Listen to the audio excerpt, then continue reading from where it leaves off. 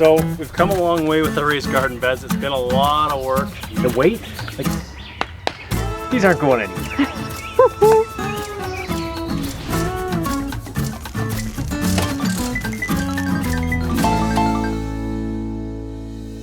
All right, so we're gonna start with Cardboard. the cardboard and the landscape fabric.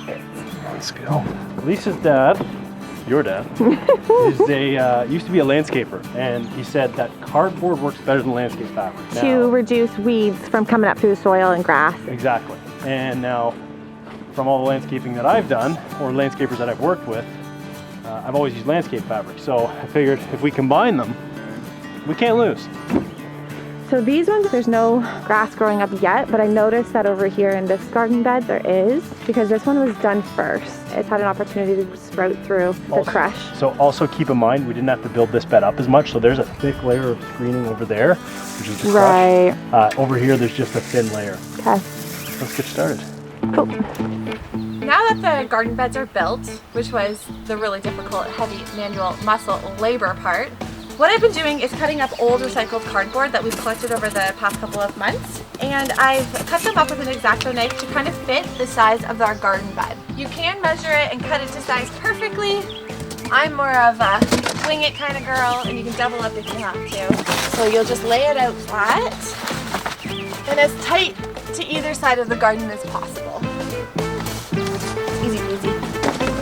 The benefits of using cardboard at the base of your garden bed is that it's an extra help to prevent weeds and grass from growing up through the base of your garden bed. We are going to double up and also use landscape fabric, but this cardboard at the base is a little old trick that my dad actually taught me, so we're going to put it to good use today. And it's that easy. Brilliant. So we've put down our cardboard boxes, covered the raised garden bed with landscaping fabric.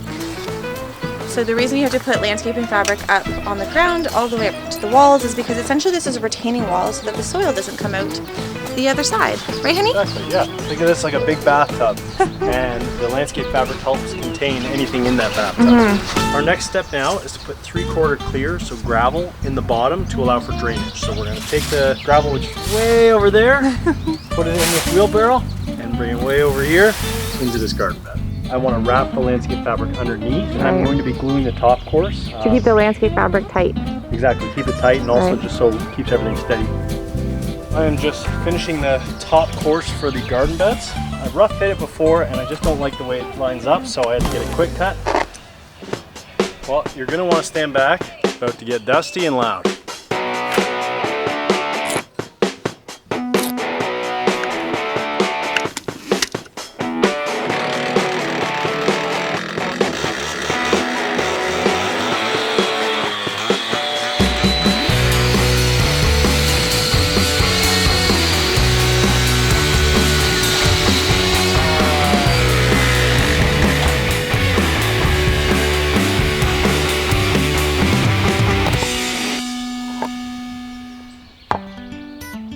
Nice straight cuts, that way everything lines up nice and tight together. So what we've done is we leveled a screening pad on the ground, and then I tamped that by hand because at the time nothing was open, I couldn't order a tamper, so I got creative. Then from there, leveled out the bottom row of 8-inch stone and just stacked over top, over every seam. You can see how I staggered over every seam. That means there's not going to be a weak point on the seams now. Because they're staggered, that means the weight's going to distribute on this side down to in the center, so it's not like on our seams we're going to have sag. One of the things we love about this raised garden bed is how raw it looks. You can see how there's nice natural stone here, there's cracks, there's imperfections, and there's beauty in imperfections.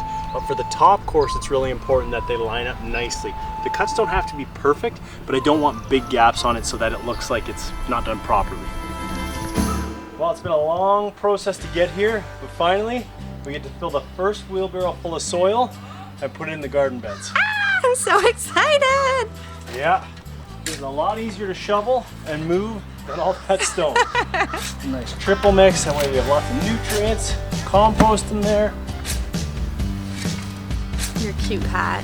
Gotta keep the sun off me, I got a little bit too much sun yesterday. Protect that skin of yours, baby. Yep.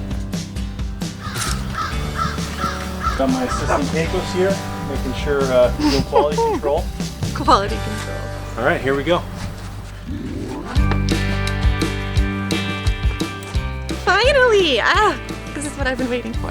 Good feeling. Beautiful day for it too. How many wheelbarrows do you think these pits are going to take? Should we place a bet? Sure.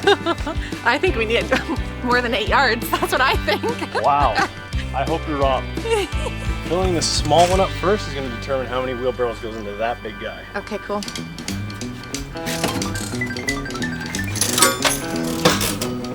So what's your bet then? I'm guessing 12 in here Really? and like 40 in there. Okay, I'm gonna say 20 in the small one. Okay.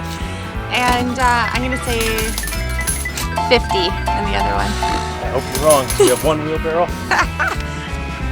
That's a lot of shuffling. I'm like, I don't like that I'm getting dirt all over this. Worked so hard on it. Let's wash it off. Get out of our garden. What is it? You are not welcome in our garden. You're welcome in our grass, but not our garden. Yeah. The real bet is, do you think I'll get more soil in the bed or on the ground? Yeah, you're wasting all the soil. That's why my bet, I think, will win. It's more accurate. I'm accounting for waste. Yeah. Oh, look at that. Filling it fast. That's just one barrel. I think it's gonna go 4 wide, 3 high. Ooh. That's why I'm going for 12. Interesting. The thing is, it's also gonna settle, so we have to take account for that, so we may be closer to you. 20. We'll see.